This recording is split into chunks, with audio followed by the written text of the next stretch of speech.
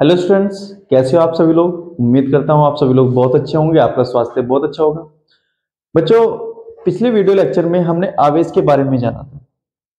आपको पता है, अगर कोई दो चार्ज आपस में कुछ दूरी पर रखे हों तो वो एक दूसरे को अट्रैक्ट और रिपेल करते हैं। ठीक है, तो वो किस तरह से एक दूसरे को अट्रैक्ट और रिपेल करते हैं ये बताया हमने हमें कुलाम्ब्स ने। ठीक है, कुलाम्ब्स ने क्या कहा कि अगर आपके पास कोई दो पॉइंट चार्ज हो, ध्यान रखना हम यहाँ पॉइंट चार्ज की बात कर रहे हैं, और ये भी होगा कि जो कुलाम्ब्स लॉ होगा वो पॉइंट चार्ज के लिए ही एप्लीकेबल होगा। ठीक है, अगर यहाँ पर आपके कोई दो पॉइंट चार्ज है Q1 और क्या है Q2, तो ऑब्वियसली बात है, अगर ये दोनों चार्ज पार्टिकल है तो ये एक दूसरे को अट्रैक्ट करेंगे अगर ये अपोजिट नेचर के हैं, और रिपेल करेंगे अगर ये सेम नेचर के हैं। ठीक है बच्चों, तो कुलाम्ब्स ने क्या कहा कि इन दोनों बिंदुओं के बीच जो बिंदु आवेश है, जो पॉइंट चार्ज है, इनके बीच जो लगने वाला फोर्स होता है वो इन दोनों चार्ज के प्रोडक्ट के मैग्नीट्यूड के बराबर होता है। ठीक है, तो बच्चों यहाँ पे F प्रोपोर्शनल टू हो जाएगा Q1 Q2, और अगर इनके बीच जो डिस्टेंस है वो R है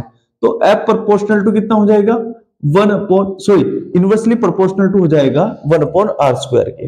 यानी अगर ये जो चार्ज पॉइंट चार्ज है इनका मैग्नीट्यूड अधिक है तो इनके बीच लगने वाला फोर्स और अधिक होगा, और अगर इनके बीच की डिस्टेंस ज्यादा है तो इसका मतलब इनके बीच लगने वाला फोर्स बहुत कम हो जाएगा। यानी यहां से क्या होगा, F proportional to Q1 Q2 upon R²।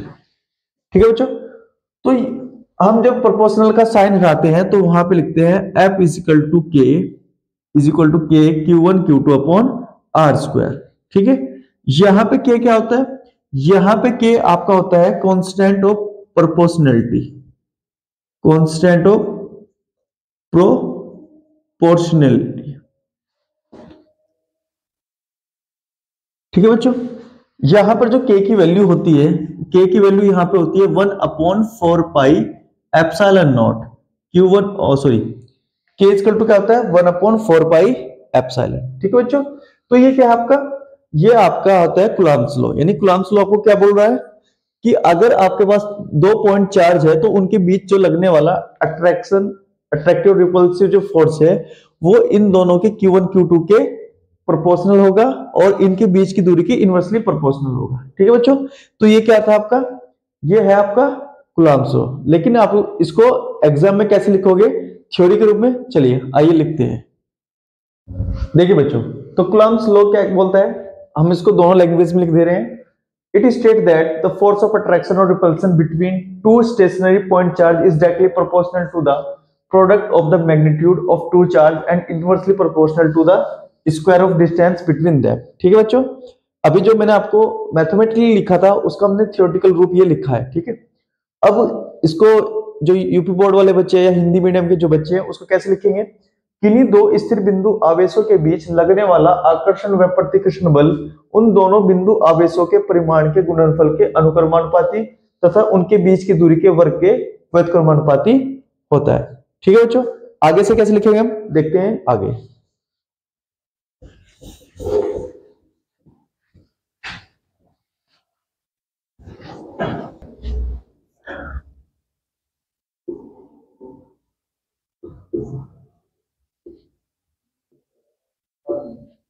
तो देखो आगे कैसे लिखेंगे, if 2 point charge Q1 Q2 are separated by distance r, then force, यदि दो बिंदु आवेश के परिमाण Q1 Q2 और बीच की दूरी r हो, तब F proportional to Q1 Q2 F proportional to 1/r², inversely proportional to 1/r², और F प्रोपोर्शनल टू हो जाएगा Q1 Q2 r²।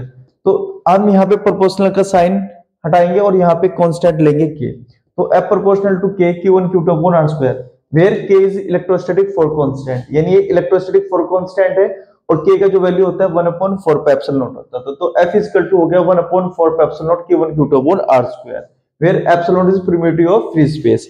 यानी ये क्या है आपकी प्रिमिटिव ऑफ फ्री स्पेस है, हिंदी में बोलते हैं इसको निर्वात की विद्युतशीलता। क्या बोलते हैं बच्चों, निर्वात की विद्युतशीलता। ठीक है बच्चों, आई बात समझ में आपको। तो यहां हमें ये यहां तक एग्जाम में ऐसे लिख देना है, अगर ये हमसे पूछ जाता है ठीक है तो आप इसको ऐसे लिख सकते हैं। ठीक है बच्चों, अब हम इस कुलाम्ब्स रूल जो हमारे पास है, जो लॉ है, इससे संबंधित कुछ अन्य फैक्ट को और देखते हैं। ठीक है बच्चों, चलिए चलिए बच्चों, अब हम क्या करते हैं, हम यहां से 1 कूलम को डिफाइन करते हैं। ठीक है कि 1 कूलम, कई बार ना 1 कूलम की डेफिनेशन हमसे पूछ ली जाती है, तो F equal to 1/4 Q1 Q2 upon R square. देखिए बच्चों, आपको पता है कि 1/4 की जो वैल्यू होती है वो 9 इंटू 10⁹ होती है। ठीक है, शायद मैंने अभी आपको नहीं बताया था, पर क्या वैल्यू होती है, 9 इंटू 10⁹ होती है। ठीक है, अगर R क्या हो हमारा 1 मीटर हो, R क्या हो हमारा 1 मीटर हो। ठीक है, तो बच्चों यहां से क्या हो जाएगा, और यहां पे साथ ही हम क्या रख देते हैं, Q1 इज इक्वल टू कितना रखते हैं 1 कूलम, कितना रखते हैं 1 कूलम रखते हैं। तो यहां से F इक्वल टू कितना हो जाएगा 9 इंटू 10⁹ 1 इंटू 1/1, तो F इक्वल टू कितना हो जाएगा 9 इंटू 10⁹ न्यूटन। तो बच्चों हम यहां से क्या करेंगे, क्या करते हैं, 1 कूलम की परिभाषा बनाते हैं। ठीक है ना, 1 कूलम को डिफाइन करते हैं। ठीक है, कैसे, चलिए बच्चों देखिए, तो हम यहां से 1 कूलम को डिफाइन किया है। 1 coulomb is the amount of charge that repel an equivalent similar charge with the force of 9 into 10 newton when placed the vacuum at a distance of 1 metre. ठीक है बच्चों, यानी हम यहां से 1 कूलम को इसी तरह डिफाइन कर सकते हैं। हिंदी में कैसे करेंगे, यदि दो बिंदु आवेशों के बीच लगने वाला बल 9 गुना 10⁹ न्यूटन हो, तब उन आवेशों का परिमाण 1 कूलम होगा, जबकि उनके बीच की दूरी 1 मीटर हो। ठीक है बच्चों, तो यहां से हमने 1 कूलम को डिफाइन कर लिया है। ठीक है बच्चों, चलिए इससे आगे देखते हैं। तो यहां से हमने पढ़ा है F इज इक्वल टू, ये हमने क्या पढ़ा है यहां से, F is equal to 1/4 Q1 Q2 upon R square. तो बच्चों हम क्या करते हैं, यहाँ एप्सिलॉन नॉट की जो यूनिट है उसको देख लेते हैं, जो इसकी क्या है यूनिट है। तो यूनिट क्या होगी यहां से, देखिए, तो यहां से हो जाएगा epsilon not is equal to 1/4πf, और यहां से हो जाएगा Q1 Q2 upon R square. तो बच्चों यहाँ पे ये 1/4 इसकी तो कोई यूनिट नहीं होगी, तो देख लेते हैं। तो एप्सिलॉन नॉट, ठीक है, एप्सिलॉन नॉट की जो यूनिट होगी वो क्या होगी, तो यहाँ Q1 Q2 इक्वल टू क्या हो जाएगा आपका कूलम, क्या हो जाएगा कूलम का स्क्वायर। ये कितना हो जाएगा यहां से, ये आपका हो जाएगा न्यूटन, और क्या हो जाएगा आपका मीटर स्क्वायर, क्या हो जाएगा मीटर स्क्वायर। ठीक है ना, ये आपका हो जाएगा, अगर इसको आप हिंदी में लिखना चाहो तो क्या हो जाएगा कूलम का स्क्वायर, और क्या हो जाएगा यहाँ न्यूटन, और क्या हो जाएगा मीटर स्क्वायर। ठीक है बच्चों, इसके बाद हम क्या करते हैं, इसके बाद हम यहां से वीमा निकालते हैं। तो वीमा क्या हो जाएगी, कूलम की जो वीमा होती है वो होती है 80, और एक क्या हो जाएगा ए का 2, टी की 2 हो जाएगी, न्यूटन कितना हो जाएगा mlt की -2 हो जाएगा, और मीटर का कितना हो जाएगा एल स्क्वायर हो जाएगा। ठीक है बच्चों, तो यहां से जो आपकी इसकी डायमेंशन बनेगी वो बनेगी यहाँ पे m-1, और यहां से हो जाएगा l की पावर -3, t की पावर 4, और a की पावर 2। ठीक है बच्चों, यहां से हमने इसकी डायमेंशन निकाल दी। बच्चों मैं आपको एक बात और बता दूं, अगर हम क्या कर रहे हो, यहां से क्या होता है कि जो आपका इलेक्ट्रोस्टैटिक होता है, इलेक्ट्रोस्टैटिक में जो सीजीएस सिस्टम में जो यूनिट जो चार्ज का यूनिट होता है वो ESU होता है। क्या होता है ESU। ठीक है ना, तो 1 कूलम इज इक्वल टू किसके होता है 3 इंटू 10⁹ ESU के होता है। क्या होता है ESU के बराबर होता है। ठीक है ना, ESU क्या होता है आपका ESU का क्या मतलब होता है, ESU का मतलब होता है इलेक्ट्रोस्टैटिक यूनिट। क्या होता है इलेक्ट्रोस्टैटिक यूनिट होता है। ठीक है, चलिए खैर हम आते हैं। तो एप्सिलॉन नॉट आपको पता लग गया, इसका आपको क्या पता लग गया, इसका आपको यूनिट भी पता लग गया है, और आपको यहाँ पे इसकी डायमेंशन भी पता लग चुकी है। ठीक है बच्चों, अब हम क्या करते हैं, यहां से कुछ और परिभाषाएं देखते हैं। ठीक है ना, जैसे हम क्या करते हैं, अभी के का डेफिनेशन देखेंगे, के क्या होता है ये अभी देखते हैं। के क्या होता है, के एक डाइलेक्ट्रिक कांस्टेंट भी होता है एप्सिलॉन नॉट। ठीक है ना, तो चलिए हम उसको देख लेते हैं। देखिए बच्चों, अगर आपके कोई दो चार्ज पार्टिकल है Q1 और Q2 एक दूसरे से स्मॉल r डिस्टेंस पे सिचुएटेड हो, एक दूसरे से r डिस्टेंस पे सिचुएटेड हो, तब यहां से क्या होगा, और इनके ये जिस मीडियम में है उसका जो डाइलेक्ट्रिक कांस्टेंट वो K है, डायरेक्ट कांस्टेंट क्या है, के है। तब इनके बीच लगने वाला जो फोर्स होगा वो होगा 1/4 के Q1 Q2 upon R square. इसको हम क्या मान लेते हैं, इक्वेशन फर्स्ट मान लेते हैं। और अगर ये पूरा का पूरा सिस्टम का हो वैक्यूम में स्थित हो, ठीक है, ये किसी मीडियम में स्थित है, ठीक है बच्चों। और अगर ये वैक्यूम में स्थित हो, ये निर्वात में स्थित हो, तो F इक्वल टू हो जाएगा 1/4 Q1 Q2 upon R square in vacuum. ये किस में, वैक्यूम में, यानी निर्वात में, ठीक है। तो ये इसको आप F1 मान लो, इसको आप क्या मान लो, F2 मान लो, ठीक है। तो बच्चों अब हम क्या करते हैं, एक दूसरे को क्या करते हैं, डिवाइड इक्वेशन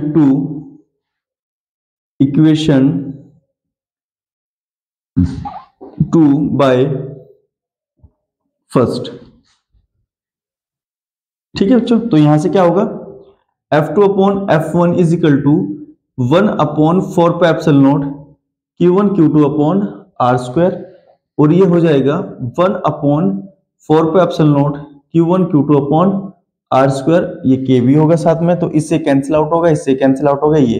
तो यहां से क्या हो जाएगा, F2 upon F1 is equal to के, ठीक है बच्चों। तो अब हम क्या कर सकते हैं, यहां से डाइलेक्ट्रिक कांस्टेंट, के क्या बोलते हैं यहाँ पे, के को बोलते हैं यहाँ पे डाई इलेक्ट्रिक कांस्टेंट। तो अब हम इसको डिफाइन करते हैं कि डाइलेक्ट्रिक कांस्टेंट होता क्या है, ठीक है बच्चों। चलिए हम इसको डेफिनेशन को देख लेते हैं। चलिए बच्चों, तो डाइलेक्ट्रिक कांस्टेंट की परिभाषा देखते हैं। देखो F2 क्या था, F2 क्या था, जो आपके पॉइंट चार्ज थे उनके बीच लगने वाला फोर्स था, कब, जब वो वैक्यूम में स्थित थे।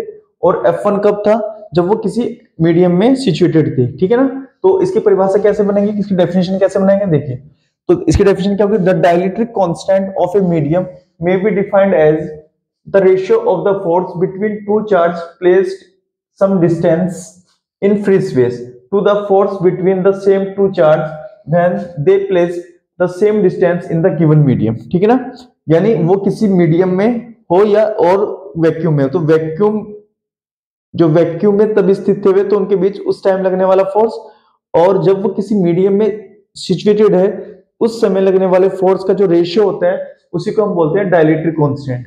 हिंदी में कैसे लिखेंगे, निर्वात में स्थित किन्हीं दो बिंदु आवेशों के बीच लगने वाला बल तथा किसी अन्य माध्यम में स्थित उन्हीं दो बिंदु आवेशों के बीच लगने वाले बल के अनुपात को उस माध्यम का प्राविद्युत स्थिरांक कहते हैं, जबकि बीच की दूरी क्या हो, दोनों में समान हो, ठीक है बच्चों।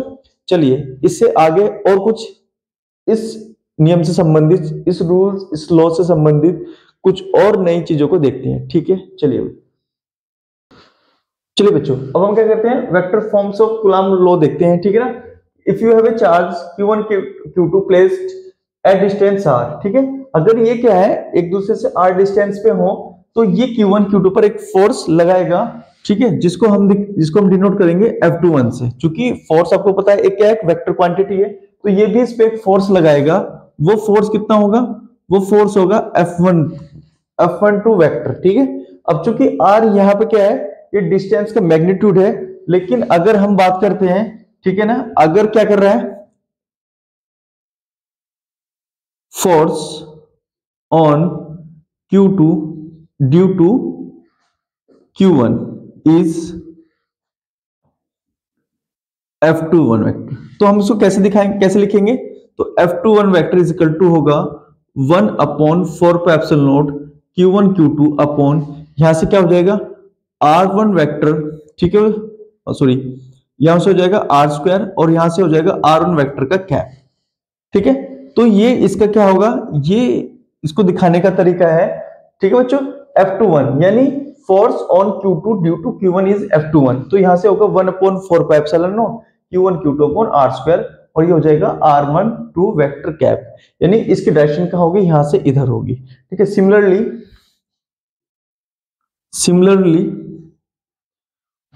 force on Q1 due to Q2 is F12। तो इसको हम कैसे लिखेंगे, यहां से इसको लिखेंगे V रिटर्न एज, ठीक है, V राइट, सॉरी, तो हम इसको कैसे लिखेंगे, ये लिखेंगे 1/4 pi epsilon not Q1 Q2 upon R square, और यहां से हो जाएगा 21। यानी इसकी डायरेक्शन कहाँ होगी, 2 से 1 की ओर होगी।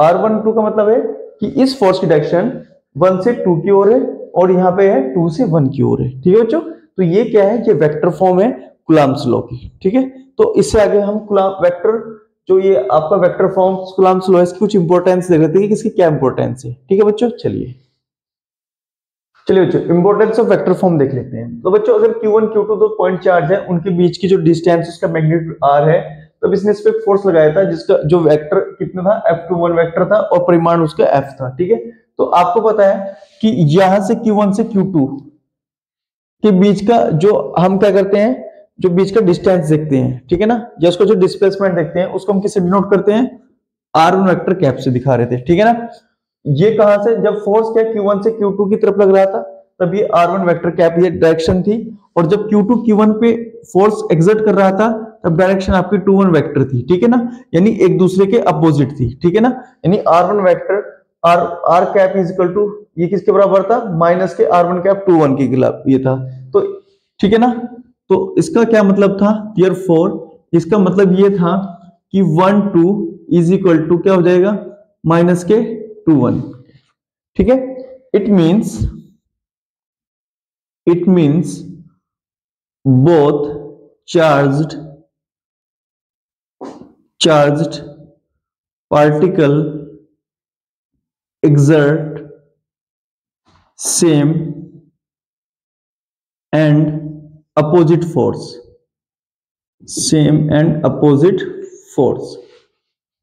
it means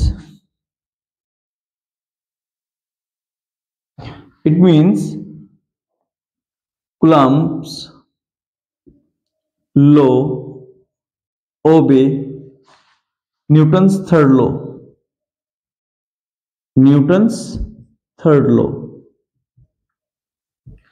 ठीक है स्टूडेंट्स, ये क्या कह रहा है, ये कह रहा है कि देखो ये अगर r1 cap 1 2 minus r1 cap 2 1 है, तो इसका मतलब यहाँ पे ये होगा।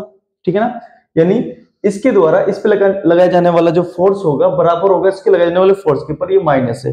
तो ये न्यूटन का थर्ड रूल भी तो है ना, थर्ड जो आपने पढ़ा है, every action has equal and opposite reaction. ठीक है ना, तो ये क्या है, it means both charge particle exert same and opposite force, it means Coulomb's law ओबे न्यूटन्स थर्ड लॉ। ठीक है बच्चों, सेकंड क्या है, देखिए सेकंड में क्या होगा, जो इनके बीच जो लगने वाला जो फोर्स है, तो उसकी जो दिशा होगी वो कहां होगी। ठीक है ना, चलिए देखिए बच्चों सेकंड पॉइंट क्या निकालते हैं, Coulomb's force act along the line joining the centres of two charge so they are central force. यानी अगर आपके पास 2 पॉइंट चार्ज, एक ये रहा और एक ये रहा, तो इनके बीच जो फोर्स लग रहा है तो उसकी डायरेक्शन क्या होगी, वो 1 से 2 होगी, 2 से 1 होगी, और वो क्या होगी, वो सेंटर को मिलाते हुई होगी। ठीक है, तो इसलिए क्या बोलते हैं इसको, दे आर सेंट्रल फोर्स। ठीक है, तो इसके बाद बच्चों ये हमने कुछ और इस रूल से संबंधित बातें पढ़ी हैं।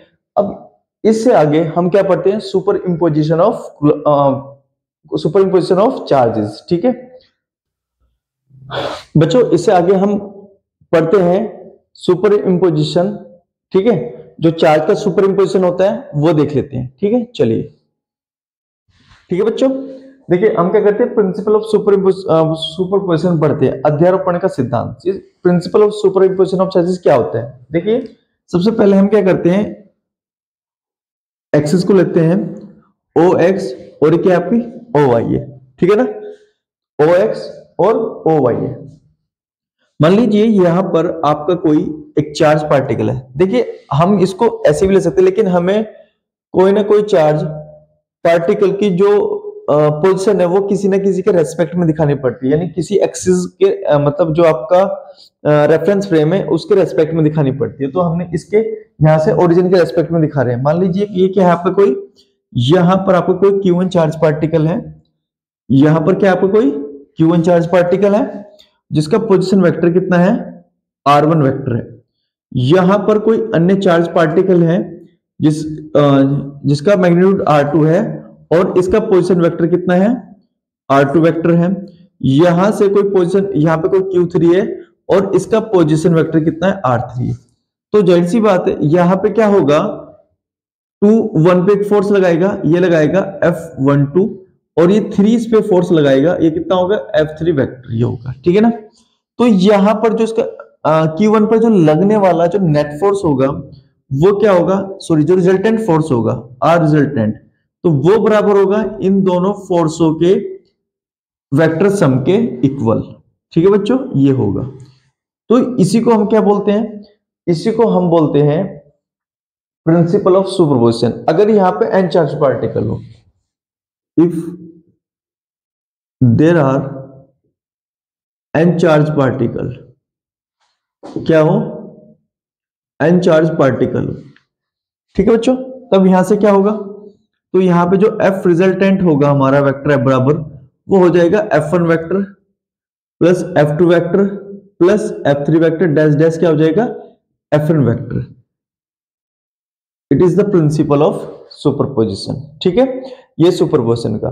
तो बच्चों इसको लिखेंगे कैसे, चलिए वो भी देख लेते हैं।